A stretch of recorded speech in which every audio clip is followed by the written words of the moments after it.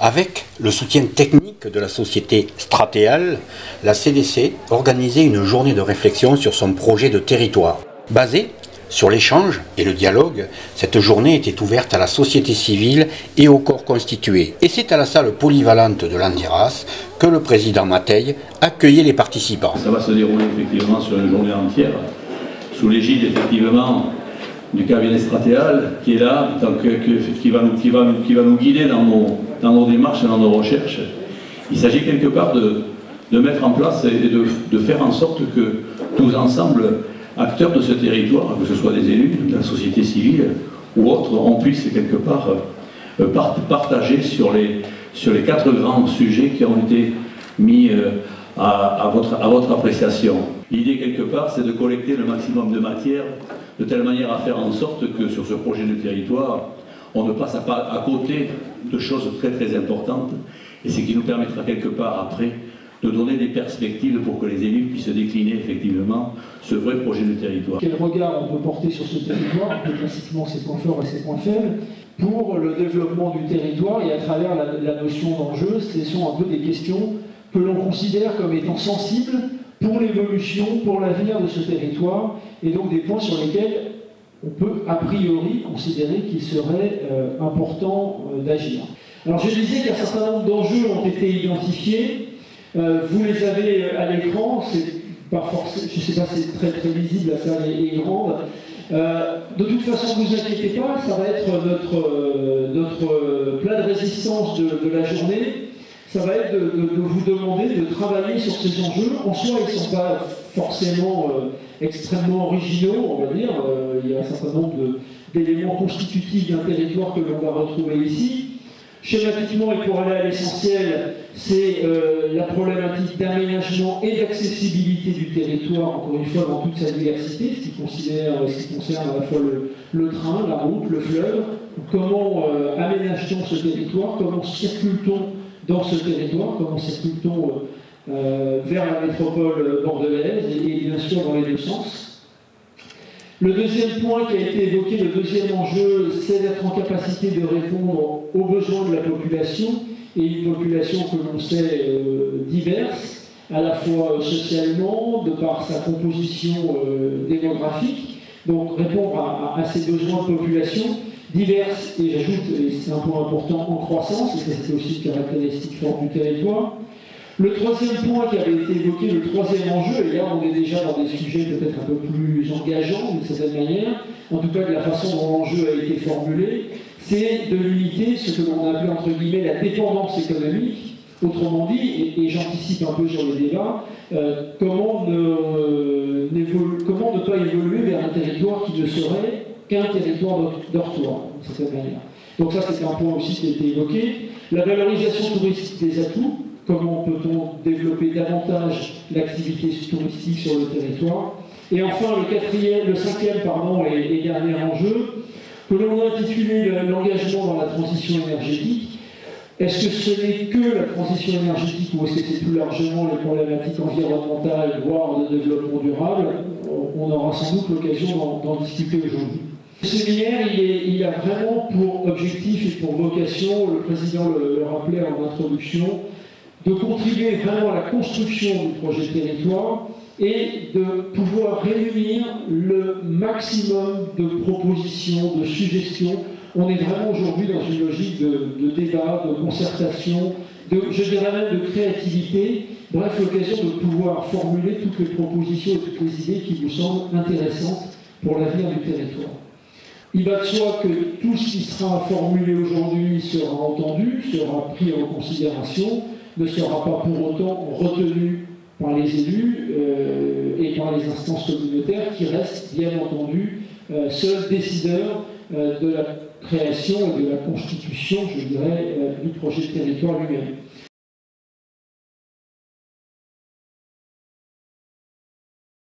J'ai prévu de venir un peu plus tôt, je vous le dis, pour m'entretenir avec le président, pour bien que ma parole, qui est ce qu'elle est, mais quand même que celle du représentant de l'État, soit en adéquation avec ce que vous voulez faire aujourd'hui.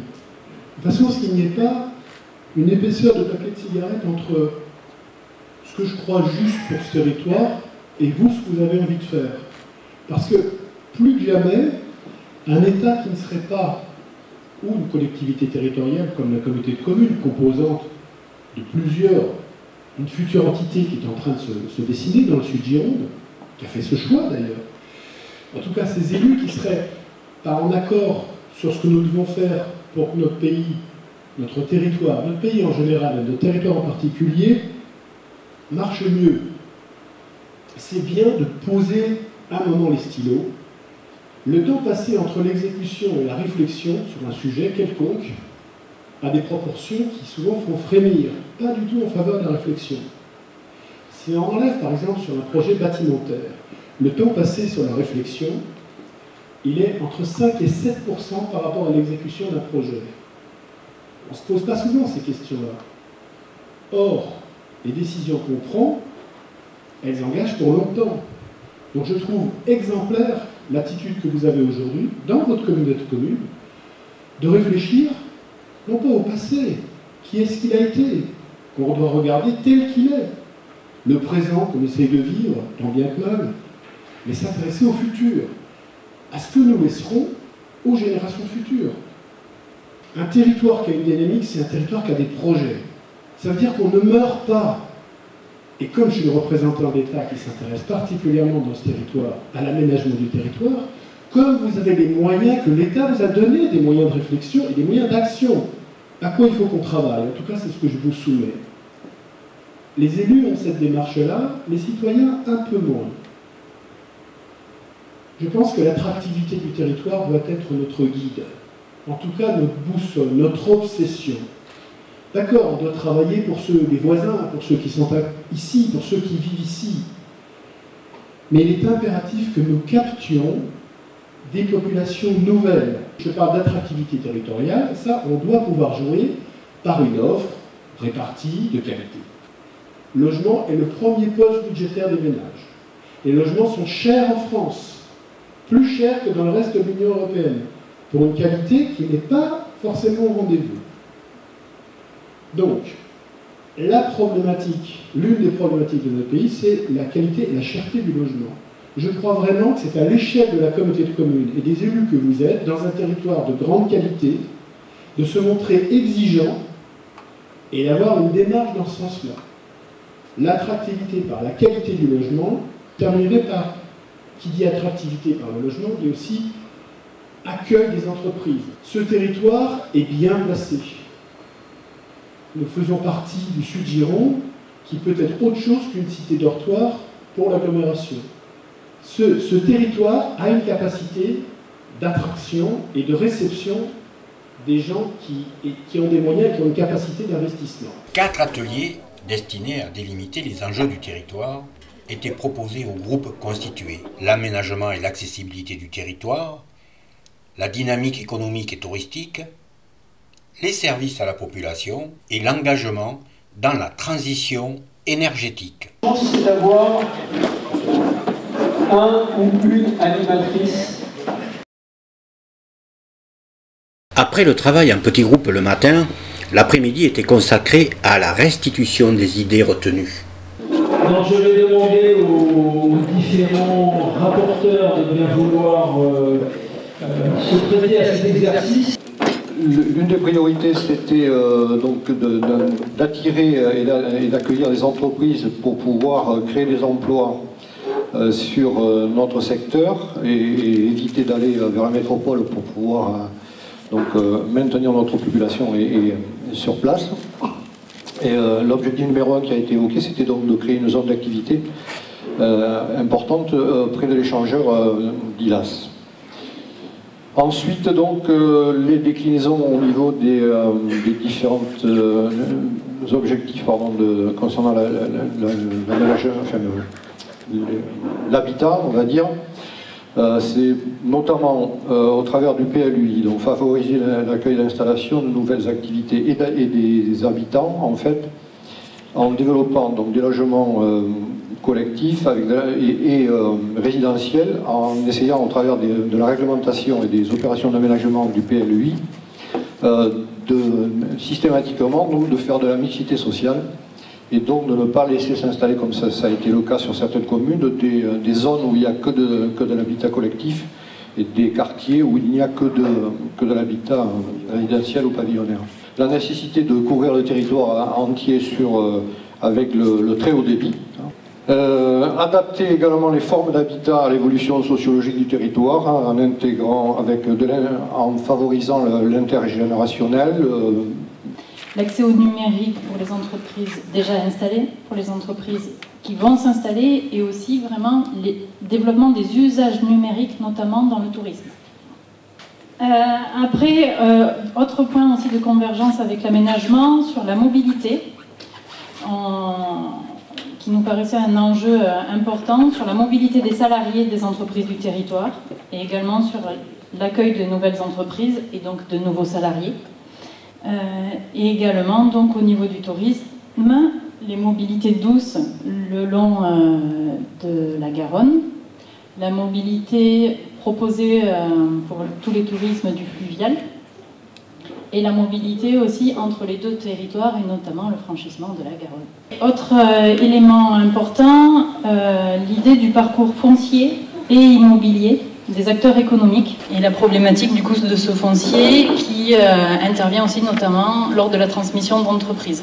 Si on doit travailler une attractivité pour inciter à une fréquentation supplémentaire de notre territoire touristique en parlant, il faut aussi de quoi les accueillir, avec des déficits en nombre de lits marchands, mais aussi bien en qualité vers les hébergements à développer, et particulièrement sur de l'hôtellerie, mais aussi de l'hôtellerie de plein air, puisque on n'est aussi pas dans une île, on a aussi des territoires limitrophes et voisins avec qui il faut coopérer, mais aussi avoir un audit et un inventaire de ce qui se passe, et que sur cette offre hôtellerie de plein air, il y a une carence et un déficit qu'on peut effectivement occuper par les disponibilités foncières. Quel marketing territorial, quel marketing économique, comment promouvoir l'attractivité du territoire? L'idée de création d'un guichet unique d'aide à l'entrepreneuriat dans toutes ses dimensions, que ce soit dans la création, dans l'accompagnement, le développement de nouvelles activités et la promotion du territoire. Dans la cohérence et la coordination, il y a aussi la coordination fiscale éventuellement à avoir pour rendre attractif le territoire, et aussi la cohérence des territoires voisins, notamment via les documents contractuels, PLUI, les documents d'urbanisme, pour raisonner et rendre cohérent l'accueil et le développement d'entreprises sur le territoire. Première catégorie, petite enfance. Donc on a retenu sur la petite enfance qu'il n'y avait pas de manque particulier de repérer, peut-être une communication insuffisante sur l'état du réseau d'accueil de la petite enfance. Après les adolescents, information, alors essayer de tout regrouper ce qui a été dit, il y a trois ensembles qui se distinguent, la prévention, la jeunesse et l'insertion. De noter un déficit de structure de loisirs, une seule structure présente sur le territoire, de rassemblement maîtrisé et contrôlé de la population jeune, manque de coordination de tous ces acteurs jeunesse sur le territoire. Les adultes, donc toute la thématique de l'accès aux soins, une maison de santé, des démarches de santé communautaire, de projets de territoire, de réponse aux déserts médicaux actuels ou programmés. La thématique de l'alimentation, des circuits courts, du commerce de proximité, des jardins partagés, du retour à la terre, de l'épicerie et l'économie solidaire. La thématique du logement, donc on retrouve tout à l'heure sur les logements ce qui a été abordé, logement jeune. Alors le logement plutôt sous l'angle de populations qui sont les plus fragiles à l'épreuve de cette thématique, que ce soit des couples avec enfants, des femmes battues, des violences diverses, toute la catégorie des accidents de la vie.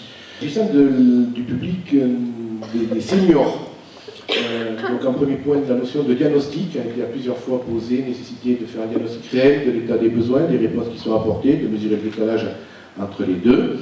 L'aide quotidienne, accès aux nouvelles technologies, petits travaux divers à domicile, petits transports divers.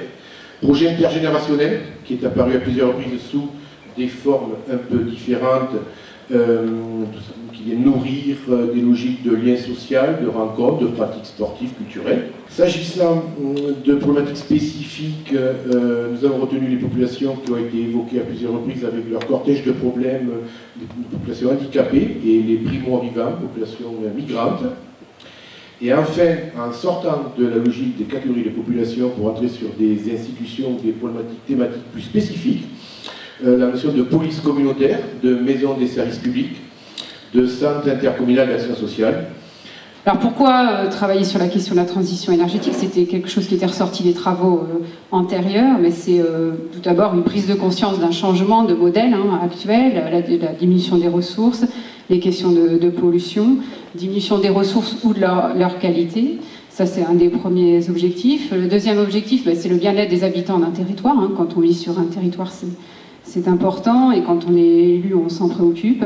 À la fois la qualité de vie sur un territoire, mais aussi toutes les problématiques de précarité énergétique. Donc comment travailler sur cette question de la transition énergétique? Tout d'abord, ce qui est ressorti, c'est de dire c'est collectif, c'est un travail collectif, c'est tous ensemble, c'est-à-dire que c'est la communauté de communes, effectivement, qui mène son projet de territoire, mais elle le fera, elle y arrivera en s'appuyant sur les habitants, sur les acteurs locaux, qui sont les acteurs du territoire. Et aussi une collectivité, si elle veut travailler sur ce champ-là, elle se doit d'être exemplaire. Ça, c'est revenu presque dans tous les groupes. Soyons exemplaires.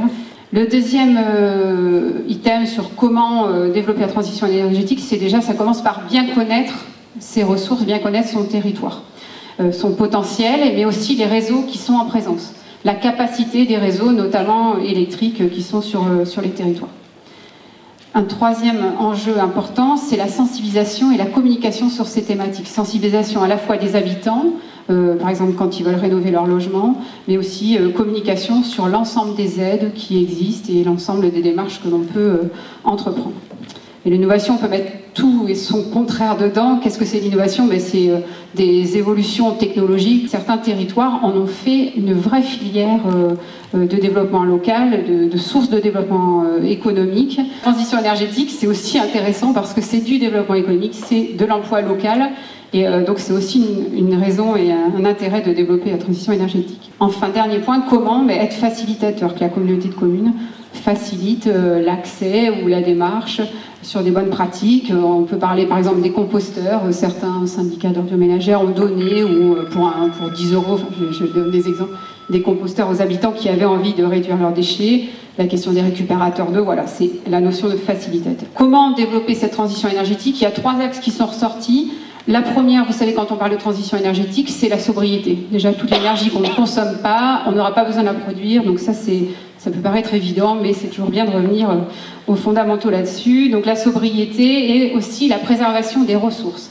Et c'est là où on parle de transition écologique, parce que les ressources, voilà, c'est la transition énergétique, on pense à l'énergie, bien sûr, que l'on produit, d'où elle vient, mais les ressources comme l'eau par exemple, c'est là qu'on étend un petit peu le champ de cette transition. Améliorer les infrastructures, alors je vais très vite parce que ça a été dit, la transversalité entre Podinsac et Cadillac, la question des bornes de recharge véhicules électriques, donc ça a été aussi dit tout à l'heure, l'autopartage, le covoiturage, enfin l'ensemble d'éléments que vous avez déjà entendus tout à l'heure.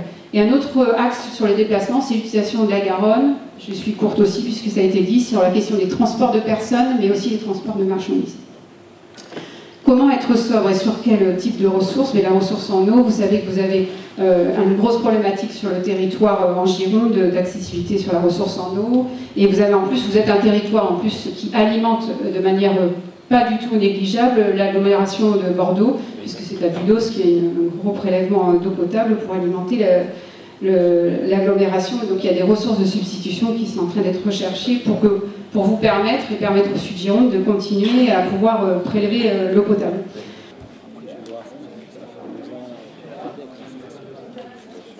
Après une première restitution à chaud des éléments retenus par les différents animateurs, Marc Bréant demandait aux participants de résumer leurs priorités pour le territoire. Éviter les grandes phrases et j'allais dire l'idée un mot, mais c'est presque ça.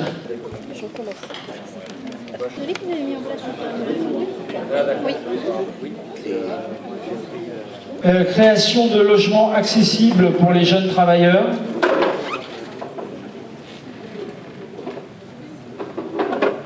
un état des lieux économiques et une stratégie concertée de développement économique, le très haut débit, maintien de services à la personne de proximité et de qualité, travailler sur l'identité du territoire, donc là on va peut-être être plus sur l'économie et le tourisme, créer une grande zone d'activité à l'échangeur d'Inas, un centre social, donc on l'avait déjà, le centre social intercommunal, donc on retrouve un peu la même idée, les déplacements doux, développement des modes de déplacement doux, un habitat amélioré, collectif et mixité fonctionnelle. On a fait le tour de vos propositions, est-ce qu'il en manque, est-ce que... Bon, voilà, bah écoutez, ça nous donne un bon aperçu et en partie une traduction, je dirais, assez concrète et pratique de vos priorités. Encore une fois, tout ça reste bien entendu strictement et exclusivement indicatif, mais c'est aussi pour nous un outil d'aide à la réflexion, un outil d'aide à la décision qui sera bien entendu soumis au débat. Et bien entendu, vous serez informé de la suite de ces réflexions à travers les prochaines étapes.